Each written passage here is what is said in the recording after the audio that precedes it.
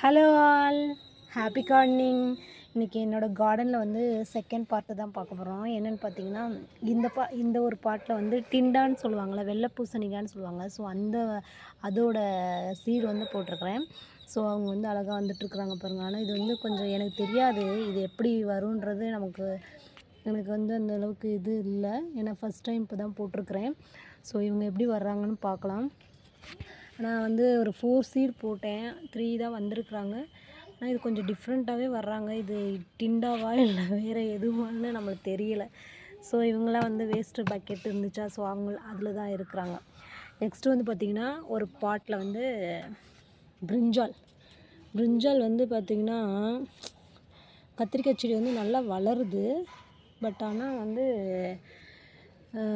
நான் வந்து என்ன பண்ணிட்டேன்னா, எல்லா சீடையும் ஒரே இதில் போட்டதுனால அது ஒரு 2-3 சீடு ஒரே பிளான்ட் வந்து ஒரே பாட்டில் இருக்கிறதுனால கொஞ்சம் வந்து டிலே ஆகுறாங்க வளர்கிறதுக்கு.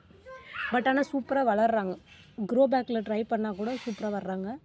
ஸோ நான் வந்து இவங்களுக்கு வந்து என்னென்னா, அங்கே பாருங்கள், இந்த உரம் தான் போடுவேன். சூப்பராக வந்திருக்காங்க பார்த்தீங்களா. இவங்க வந்து ஒரு பாட்டில் இருக்காங்க. நெக்ஸ்ட்டு வந்து பார்த்திங்கன்னா, செர்ரி டொமேட்டோவும் வந்து ஒரு பாட்டில் இருக்காங்க. அதோடு சேர்த்து சில்லியும் வந்திருக்காங்க பாருங்கள். இவங்களாம் எப்படி வருவாங்க, என்னென்னு வருவாங்கன்னே எனக்கு தெரியல. பட் ஆனால் வந்துடுறாங்க.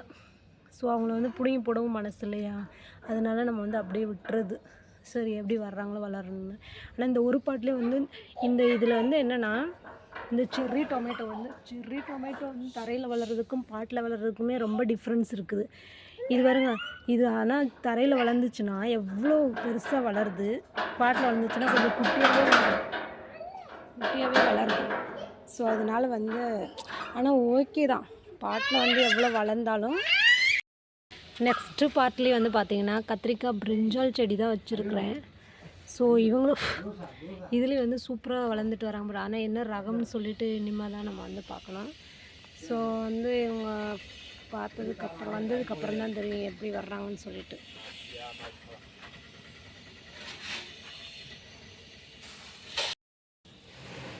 நெக்ஸ்ட்டு வந்து இந்த பார்ட்டில் வந்து பார்த்திங்கன்னா தான், நம்ம வந்து ஆனியன் வந்து ஆல்ரெடி வந்து பிக் பண்ணோம் இல்லையா, அதுவே வந்து திரும்ப வந்து அந்த ஸ்டெம்மை வந்து பண்ணி விட்டதில் திரும்ப வந்துகிட்டே இருக்கிறாங்க பாருங்கள். ஸோ அவங்க வந்து திரும்ப வந்துட்டாங்க. ஒரு க்ரோ பேக்கில் வந்து இவங்க இருப்பாங்க. ஆனால் சூப்பராக வளர்கிறாங்க. சின்ன வெங்காயம்லாம் வந்து அவ்வளோ அழகு, ஒரே ஒரு இது விட்டால் கூட அவ்வளோ அழகாக க்ரோ ஆகிட்டு வர்றாங்க. நெக்ஸ்ட் பார்ட்டில் வந்து பார்த்திங்கன்னா, இது வந்து கொய்யாக்காய் செடி. பட் ஆனால் என்னோடது வந்து இது தரையில் வளர்த்தா வளர மாட்டேங்குது, பாட்டிலேனா நல்லா வளர்கிறாங்க.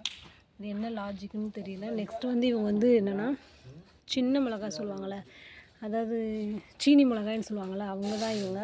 ஸோ அவங்க வந்து ஒரு பார்ட்டில் இருக்கிறாங்க. இவங்களோட சேர்த்து இந்த சீனி மிளகாயே 2 இருக்கிறாங்க. ஸோ இவங்களும் வந்து க்ரோ ஆகிட்டு வர்றாங்க.